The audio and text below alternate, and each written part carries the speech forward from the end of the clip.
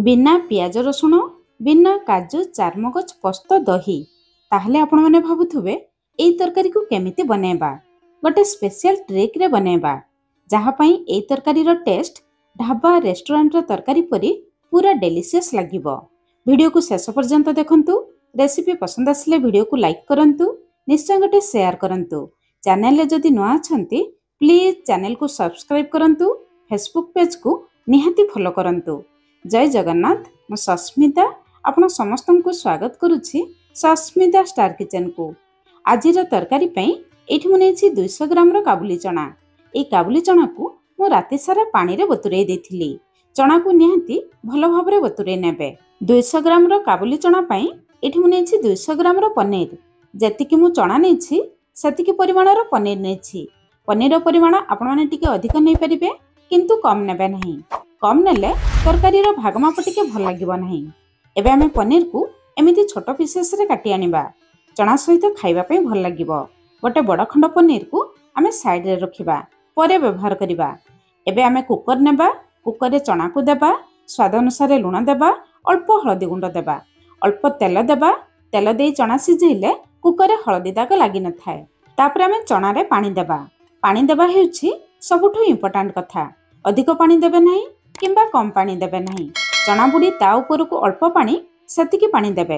अधिक पानी देले चना बेसी सिझि जिवो, कम पानी देले चना भलो भाबरे सिझि परिबो नहीं। एबे चना रे भलो बासना पई छोट खंडे दालचीनी, गोटे चक्र फूल देबा। चना सिझेबा समय रे एई दुईटी जिंस देई सिझेइले चना तरकारी रे बहुत बढ़िया बासना आसे। एबे हाई फ्लेम रे गोटे हुइसिल देबा। तापरे गैस रो फ्लेम पूरा लो रखी लो फ्लेम रे दुईटी हुइसिल देई बाहर को बाहर करी आनिबा। सेई भितरे चलंतु गैस उपरे कढ़ई बसेबा। कढ़ई को गरम करिबा। तापरे गोटे चामच तेल देबा। तेल गरम हिजिबा परे अल्प हळदी गुंड, अल्प काश्मीरी लंका गुंड देबा। लंका गुंड हळदी गुंड देबा समय रे आपण माने गैस रो फ्लेम पूरा लो रखिबे। लंका गुंड हळदी गुंड को तेल रे जमा पड़िबे नहीं। लंका गुंड हळदी गुंड तेल रे टिके भाजी जिबा परे आमे काटी रखितिबा पनीर को देबा। किंतु ए बड़ खंड पनीर को एबे आमे तेल रे देबा नहीं, साइड रे रखिबा, परे आमे व्यवहार करिबा। एबे गैस रो फ्लेम मीडियम रखी मीडियम फ्लेम रे पनीर को केवल 2 मिनिट पर्यंत हल्का भाजिबा। पनीर को बेसी समय तेल रे भाजिले तरकारी रे पनीर टान लागिबो। 2 मिनिट पर्यंत मीडियम फ्लेम रे हल्का भाजी आमे बाहर को बाहर करि आनिबा। देखंतु पनीर केते नरम अछि। पनीर को हल्का भाजी देले तरकारी रे खाइबा पई भल लागिबो।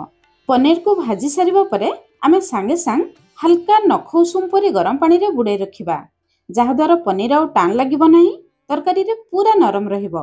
जेतेबेले भी पनीर तरकारी बनेबे एई छोटो टिप्स को फॉलो करिवे। एबे चलंतु कढ़ई रे जेतिकी तेल अछि सेई तेल रे तरकारी पे मसला बनेबा। मसला पई एठी मुनेछि 1 इंच रो अदा, राग पई 2टी कंचा लंका मझिरु टिके चिरा लगेई देबे। तेल रे फाटिबो नाही। गोटे छोटो चामच कंचा गोटा धनिया, आधा छोटो चामच कंचा जीरा, ता सहित अल्प किछि गोटा गरम मसला रे एठी मुनेछि 2टी गुजराती, गोटे बड़ अलैच, छोट खंडे दालचीनी, 4टी लवंग, 7-8टी गोलमर्च। बास एतिकी गरम मसला, बेसी किछि गरम मसला देबा दरकार नहीं। एबे लो मीडियम फ्लेम रे ए सब मसला को केवल 1 ରୁ 2 मिनिट पर्यंत हल्का भाजिबा। जदि आपण माने काजू देबा पई चाहिबे ए स्टेज रे 4-5टी काजू देई परिबे। काजू बदल रे चारमगज देबा पई चाहिबे गोटे बड़ चामच चारमगज भी देई परिबे। आज आमे किंतु किछि व्यवहार करिबा नहीं। एबे मसला रे 2टी मीडियम साइज रो टमाटो देबा। टमाटो को टिके पतला काटिकी देबे। मसला रे बहुत जल्दी सिझि जिवो। मसला सहित गळै नेबा। एबे 2 मिनिट लो फ्लेम रे कवर करिबा, जहा द्वारा टमाटो बहुत जल्दी नरम हे जिवो। 2 मिनिट परे एठी देखंतु टमाटो टिके नरम हे गलानी, मसला रे भलो भाबरे भाजी गलानी। एबे तरकारी रो टेस्ट बढ़ेबा पई आमे अल्प किछि धनिया पत्र रो नाडो, ता सहित अल्प किछि भृसंग पत्र देबा। धनिया पत्र अपेक्षा नाडो रे बेसी फ्लेवर थाए। तापरे 1 मिनिट पर्यंत मसला सहित भाजिबा। मसला भाजी जिबा परे बाहर को आनी पूरा ठंडा हेबा पई छाडिबा। मसला पूरा ठंडा हे जिबा परे आमे ग्राइंडर जार रे देबा। तापरे बळका रखितिबा पनीर को ए मसला सहित देई बाटी आनिबा।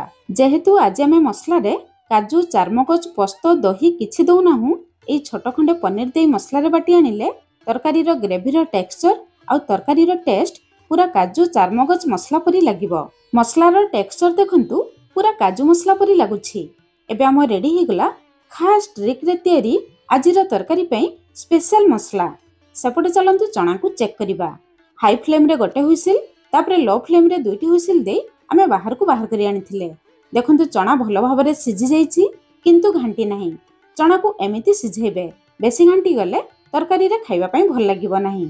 ସବୁ ଜିନିଷ ରେଡି ହେଇଗଲା, ଚାଲନ୍ତୁ ତରକାରୀ ବନେଇବା ଷ୍ଟାର୍ଟ କରିବା। ମସଲା ବନେଇଥିବା କଢ଼େଇକୁ ଆଉ ଥରେ ଗରମ କରିବା, ତାପରେ 2 ଚାମଚ ତେଲ ଗରମ କରିବା। ତେଲ ଆପଣଙ୍କ ହିସାବରେ କମ୍ ଅଧିକ ଦେଇପାରିବେ। ତେଲ ଗରମ ହେଇଯିବା ପରେ ଅଧା ଚାମଚ ଜିରା, 1ରୁ 2ଟି ତେଜପତ୍ର ଦେବା, 2-3 ପିଞ୍ଚ ହିଙ୍ଗୁ ଦେବା। ଚଣା ତରକାରୀରେ ଅଳ୍ପ ହିଙ୍ଗୁ ଦେଲେ ଚଣା ବହୁତ ଜଲ୍ଦି ହଜମ ହେଇଯାଏ। ତା ଛଡ଼ା ବିନା ପିଆଜ ରସୁଣ ତରକାରୀରେ ବହୁତ ବଢ଼ିଆ ବାସ୍ନା ଆସେ। ଜିରା ତେଲରେ ଫୁଟିଯିବା ପରେ ବାଟି ରଖିଥିବା ମସଲାକୁ ଦେବା। ଗ୍ରାଇଣ୍ଡର ଜାର୍ ଥୋଇ 4-5 ଚାମଚ ପାଣି ଦେବା। ଏବେ ମସଲାରେ କେବଳ ପନିର ଆଉ ମସଲା ପାଇଁ ଅଳ୍ପ ଲୁଣ ଦେବା। ଚଣା ସିଝେଇବା ସମୟରେ ଚଣା ପାଇଁ ଆମେ ଲୁଣ ଦେଇଥିଲେ। ଅଧା ଛୋଟ ଚାମଚ ହଳଦୀ ଗୁଣ୍ଡ ଦେବା। ତରକାରୀରେ ଭଲ କଲର୍ ପାଇଁ 1 ଛୋଟ ଚାମଚ କାଶ୍ମୀରୀ ଲଙ୍କା ଗୁଣ୍ଡ ଦେବା। ରାଗ ପାଇଁ ମସଲାରେ 2ଟି କଞ୍ଚା ଲଙ୍କା, ଅଳ୍ପ ଗୋଲମରିଚ ଆମେ ଦେଇଥିଲେ। ଏବେ ଗ୍ୟାସ୍ର ଫ୍ଲେମ୍ ଲୋ ମିଡ଼ିୟମ୍ ରଖି ଆମେ ମସଲାକୁ କଷିବା। ଏହି ମସଲା କଷିବା ସମୟରେ ଉପରକୁ ଛିଟିକି ଆସିବ, ସେଥିପାଇଁ ମସଲାକୁ କଭର କରି କଷିବା, କିନ୍ତୁ ମଝିରେ ମଝିରେ ଗଳଉଥିବେ, ନହେଲେ ମସଲାରେ ଆମେ ପନିର ଦେଇଥିଲୁ, ମସଲା କଢ଼େଇ ତଳେ ଲାଗିଯିବ। 5-6 ମିନିଟ୍ ପରେ ଏଇଠି ଦେଖନ୍ତୁ ମସଲା ଉପରକୁ ତେଲ ଆସିଯାଇଛି। ଏମିତି ତେଲ ଆସିବା ପର୍ଯ୍ୟନ୍ତ ଭଲ ଭାବରେ କଷି ନେବେ। ମଝିରେ ମଝିରେ ଗଳଉଥିଲେ ବୋଲି ଦେଖନ୍ତୁ ମସଲା କଢ଼େଇ ତଳେ ଜମା ବି ଲାଗିନାହିଁ। ମସଲା କଷିଯିବା ପରେ ଆମେ ସିଝେଇ ରଖିଥିବା ଚଣାରୁ ପାଣିକୁ ବାହାର କରି କେବଳ ଚଣାକୁ ଦେବା। ପ୍ରଥମେ ଚଣାକୁ ମସଲା ସହିତ କିଛି ସମୟ କଷିବା।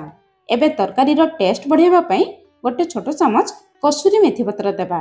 ଚଣା ଆଉ ପନିର ତରକାରୀରେ ଅଳ୍ପ କସୁରୀ ମେଥି ପତ୍ର ଦେଲେ ତରକାରୀରେ ବହୁତ ବଢ଼ିଆ ଟେଷ୍ଟ ଆସେ। ଏବେ 2-3 ମିନିଟ୍ ପର୍ଯ୍ୟନ୍ତ ଚଣାକୁ ମସଲା ସହିତ କଷିବା। ସେଇ ଭିତରେ ଚାଲନ୍ତୁ ଆଉ ଗୋଟେ କାମ କରିବା। ଚଣା ସିଝେଇଥିବା ପାଣି ସହିତ ପନିରକୁ ବୁଡ଼େଇ ରଖିଥିବା ପାଣିକୁ ମିଶାଇ ସେ ପାଣିକୁ ଭଲ ଭାବରେ ଗରମ କରିବା। এই ଗରମ ପାଣିକୁ ଆମେ ତରକାରୀରେ ବ୍ୟବହାର କରିବା। ଏପଟେ 2-3 ମିନିଟ୍ ପରେ ଦେଖନ୍ତୁ ଚଣା ମସଲା ସହିତ ଭଲ ଭାବରେ କଷି ହେଇଛି। ଏବେ ଆମେ ଫୁଟେଇଥିବା ପାଣିକୁ ଦେବା। ପାଣି ଆପଣମାନେ ଦେଖିକି ଦେବେ। ପାଣି ଦେବା ପରେ ଗ୍ୟାସ୍ର ଫ୍ଲେମ୍ ହାଇ ରଖିବା। ପାଣି ବହୁତ ଜଲ୍ଦି ଫୁଟିଯିବ। ପାଣି ଫୁଟିବା ସମୟରେ ଆମେ ଆଉ ଗୋଟେ କାମ କରିବା। ଚଟୁରେ ଅଳ୍ପ ଅଳ୍ପ ଚଣାକୁ ଅଳ୍ପ ଅଳ୍ପ ଦାବି ଦେବା, ଯାହାଦ୍ୱାରା ଅଳ୍ପ ଚଣା ଝୋଳରେ ମିଶିଯିବ। ଝୋଳର ଟେକ୍ସଚର ବହୁତ ବଢ଼ିଆ ଆସିବ। ଚଣା ତରକାରୀରେ ଚଣା ଅଲଗା ଆଉ ଝୋଳ ଅଲଗା ରହିବ ନାହିଁ।